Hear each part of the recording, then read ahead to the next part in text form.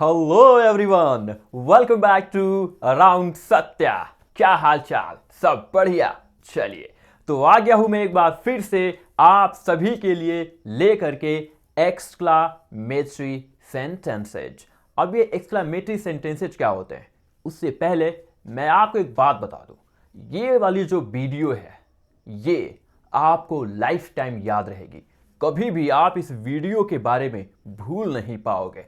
तो चलो शुरू करते हैं एक्सक्लामेटरी सेंटेंसेज के बारे में कि आखिर ये होता क्या है। तो यहां पे लिखा है एक्सक्लामेटरी सेंटेंसेज, जिसको हिंदी में हम बोलते हैं विस्मयादिबोधक वाक्य। अब ये विस्मयादिबोधक होता क्या है, चलिए समझते हैं इसकी मीनिंग को। तो यहां पे लिखा है विस्मय। विस्मय का मतलब होता है आश्चर्य और बोध का मतलब है ज्ञान।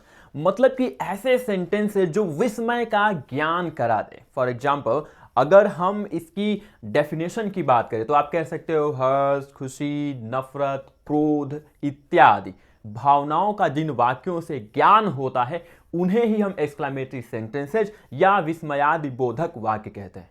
समझ में नहीं आया होगा ना? अभी समझ में नहीं आया, लेकिन अब जो मैं बताने जा रहा हूं इसके बाद आपको जो एक्सक्लामेटरी सेंटेंसेज है वो समझ में आ जाएगी। एक्सक्लेम का मतलब ये होता है कि सडनली आपके हृदय से कोई थॉट निकलता है, कोई बात निकलती है, कोई इमोशन निकलता है, वही एक्सक्लामेटरी सेंटेंसेज होता है। अभी भी समझ में नहीं आया? ठीक है, तो मैं समझा दूं आपको।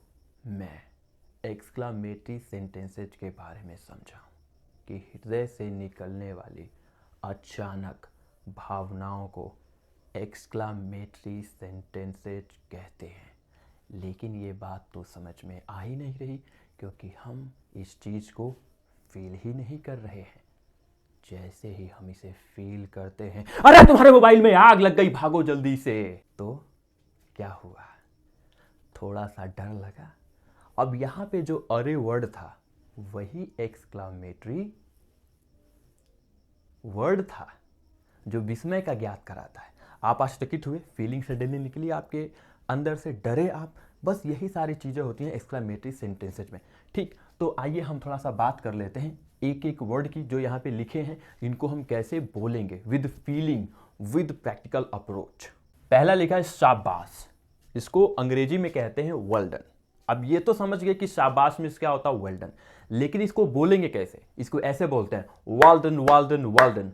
आपने देखा है ना, क्रिकेट अगर आपने देखा हो तो उसमें जो MS धोनी है, जब भी कुछ अच्छा परफॉर्मेंस होता है उनके प्लेयर्स के द्वारा तो वो ऐसे ही बोलते हैं शाबाश शाबाश, well done, well done, well done, well done, good ball. तो इस तरीके से आप बोल सकते हो शाबाश यानी वेल डन। अगला वाला है वाह। वाह को अंग्रेजी में कहते हैं वाव। लेकिन कैसे इसको बोलेंगे? कैसे इसको बोलने का तरीका ये होता है, ऐसे बोलते हैं wow, what a car, oh my God, what a car, wow. ऐसे आप सेंटेंसेज में इसको यूज करके बोल भी सकते हैं। अगला लिखा है बेशक। बेशक का मतलब होता है ऑफ कोर्स। क्या होता है? बेशक का मतलब होता है ऑफ कोर्स। आप ऐसे बोलते हैं of course you can do it, of course man. अगला वाला लिखा है बहुत बढ़िया। बहुत बढ़िया को अंग्रेजी में कहते हैं एक्सीलेंट। ये कब बोलते हैं? जब कोई बहुत अच्छा काम करता है या आपके मन को कोई बात बहुत अच्छी लगती है तो आप बोलते हैं excellent, excellent man, your job is excellent. अगला है कितना सुंदर, और अंग्रेजी में इसको बोलते हैं हाउ लवली।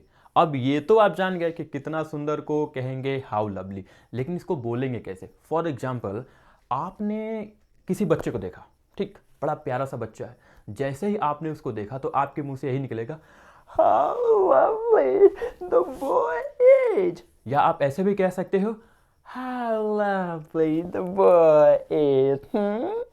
ये तरीका है इसको बोलने का। मतलब प्रैक्टिकल चीजें भी समझिए, सिर्फ थियरेटिकली नहीं कि कितना सुंदर को हमने कह दिया हाउ लवली तो हो गया, नहीं, इसके आगे भी समझो। अगला वाला है कितने दुख की बात। अंग्रेजी में इसको बोलते हैं हाउ सैड। कितने दुख की बात, हाउ सैड। लेकिन अब इसको बोलेंगे कैसे? इसको आप ऐसे बोल सकते हो how sad Vidya's father is no more. कितने दुख की बात है, विद्या के पापा नहीं रहे। अगला है सुनिए। क्या है? सुनिए। सुनिए को अंग्रेजी में कहते हैं हेलो या लिसन। क्या कहते हैं? हेलो या लिसन। आप इसको ऐसे बोल सकते हो hello, hello, hello, listen, listen.